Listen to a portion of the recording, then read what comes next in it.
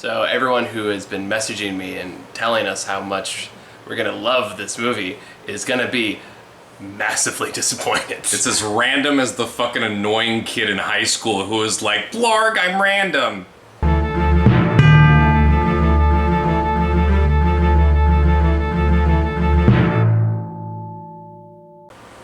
That feels like it comes from a very real place. And to be fair, I was a variant of that kid for a little while, so I get it. But still. All right, so out the gate, fucking, we hated this. This fucking sucked. This was fucking terrible. Yeah. This was such an incredibly boring waste of time. I don't understand why any of you really liked it. Like it. It's fine. I have hated Sion Sono for 20 years.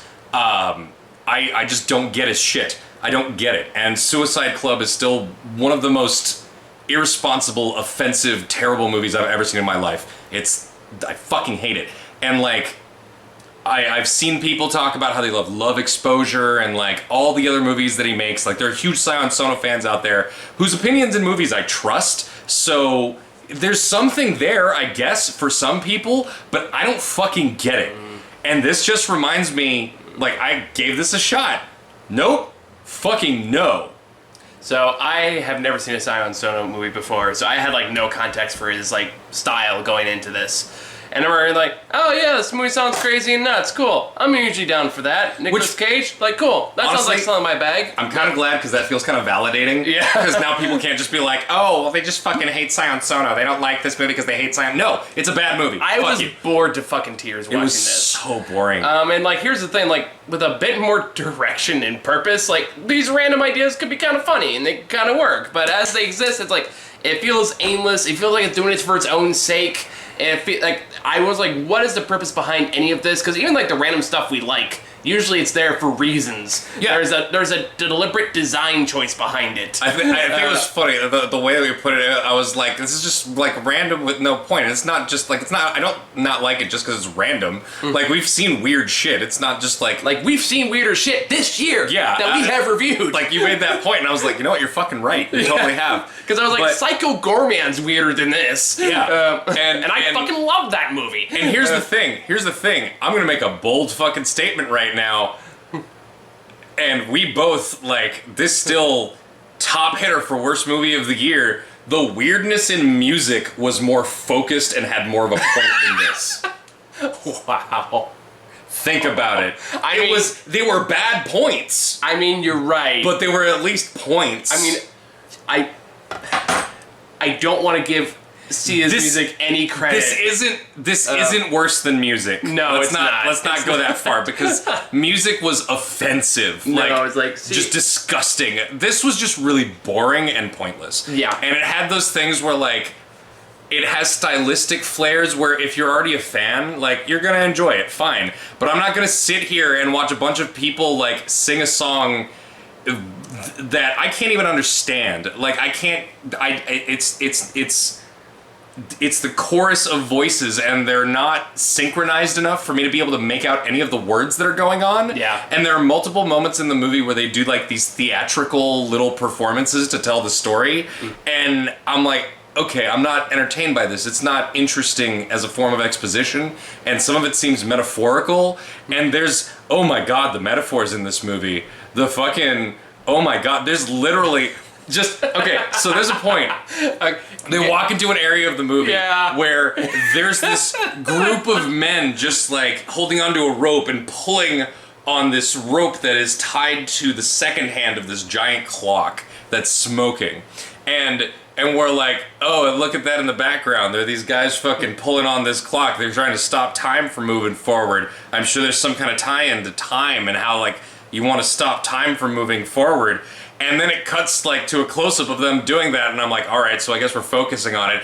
And then there's a dude standing next to him literally yelling, you gotta stop time from moving forward! We can't let time move forward! As if he didn't get the metaphor. I was like, oh, I guess they're just really making sure we notice this. And yeah, it's insulting. It's that bad. And like, I think the metaphor was coming from my head to describe this the movie experience to me was like, this feels like a bad D&D campaign where the dungeon master like ran out of material within the first 5 minutes because the players immediately went off the rails. No. I feel like it's a Dungeons and Dragons movie where the players got bored because the dungeon master spends like 10 minutes describing something that could be done in like a minute.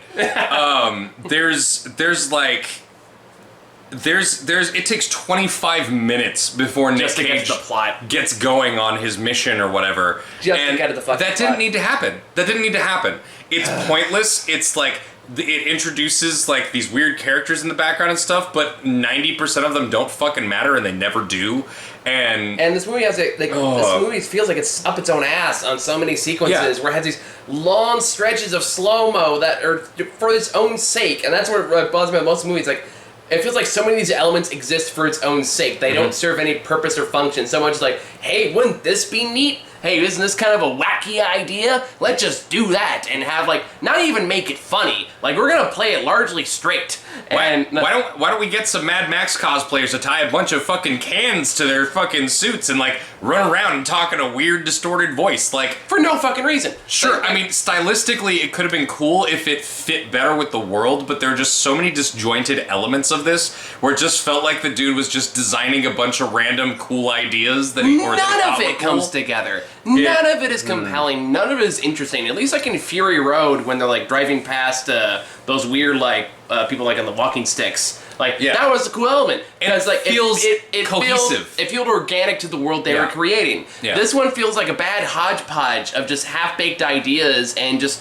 weird crappy shit. And the concept being like, if we throw enough of this crap in here, people are gonna overlook how disconnected it all feels to each other. And there's a thing where I feel like Sion Sono just, wakes up in the middle of the night and goes like, kid holding gumballs, like just jots it down into a fucking notebook, and then later is like, all right, I have all these sticky notes. How do we do something with them? And then makes something, and then is like, all right, now this is a place where we could stick like 10 more of these sticky notes in the background.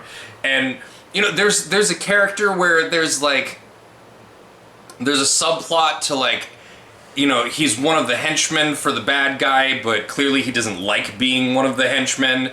And then they reveal why he's doing it at some point in the movie, but that's literally all he gets in terms of character development, and it's not interesting. No. It's exposition. It's not emotionally engaging. I don't fucking care. I don't care about anybody in this movie. I don't have any reason to care about anybody in this movie. I don't have any reason to care about anything that's happening in this movie. It's not, if you're not going to engage me with the characters on an emotional level or build anything about them other than things that happen to or around them, at least make it fun. Yeah, and this movie is so boring. Yeah. It's so boring. That was the point I was gonna make too, because like even if you got like again with like Malignant last week, Sure. If you're not gonna try to make interesting characters, not try to make this concept interesting or anything like that, lean into how stupid it is. Yeah, and at least like- have your weirdness be fun and interesting. Like, be aware of what Like- you're making, but this movie plays it Malignant's- largely straight, and for that's honestly the biggest reason why it doesn't work.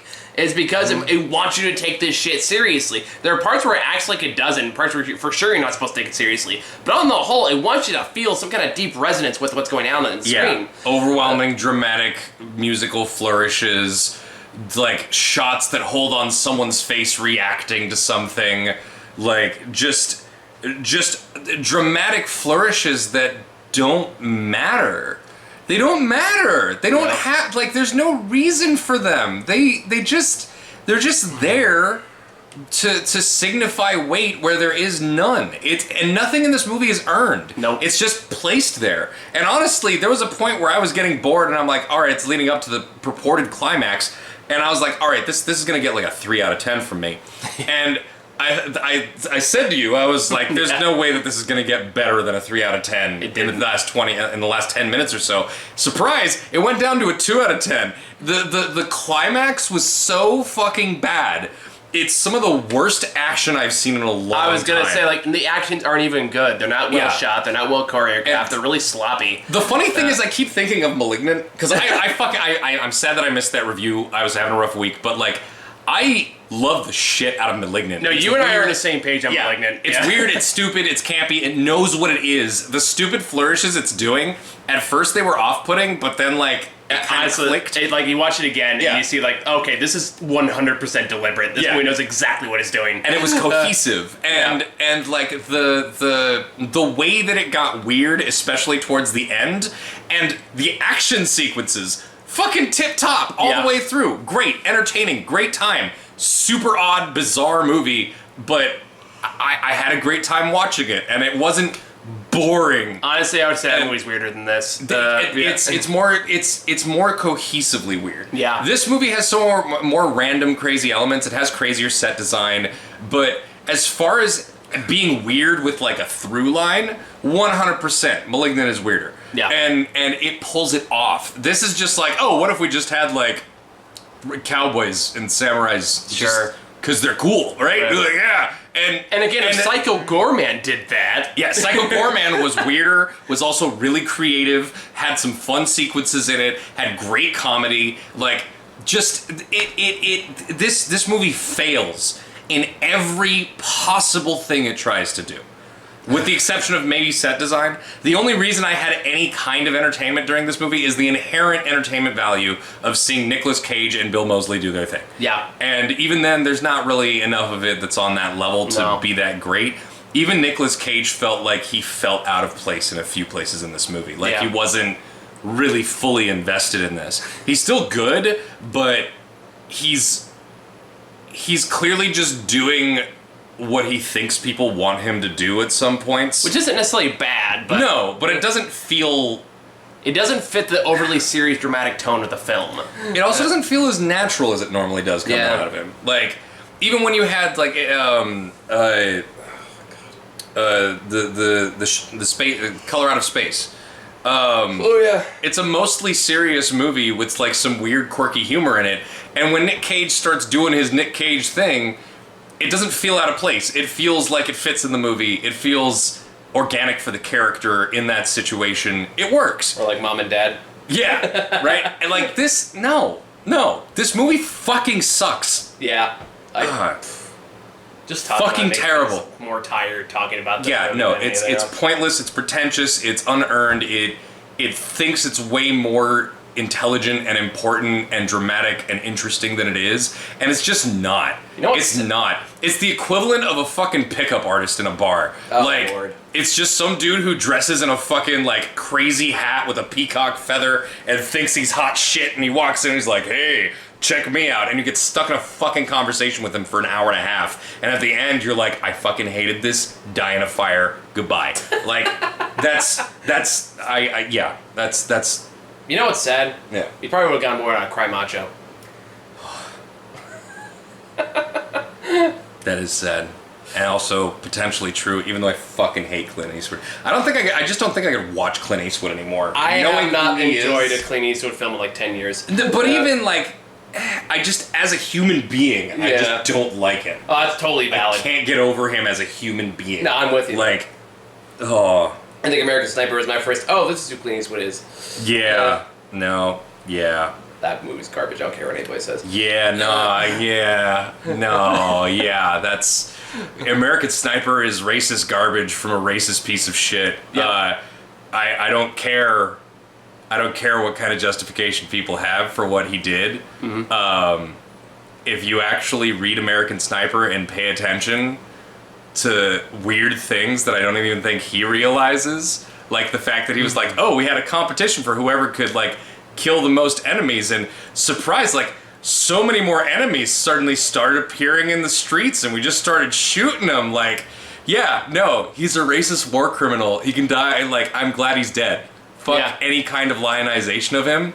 And American Sniper can eat shit. Like, fuck Clint Eastwood. Fuck Chris Kyle. I don't care. But yeah, Prisoners of Ghostlands sucks.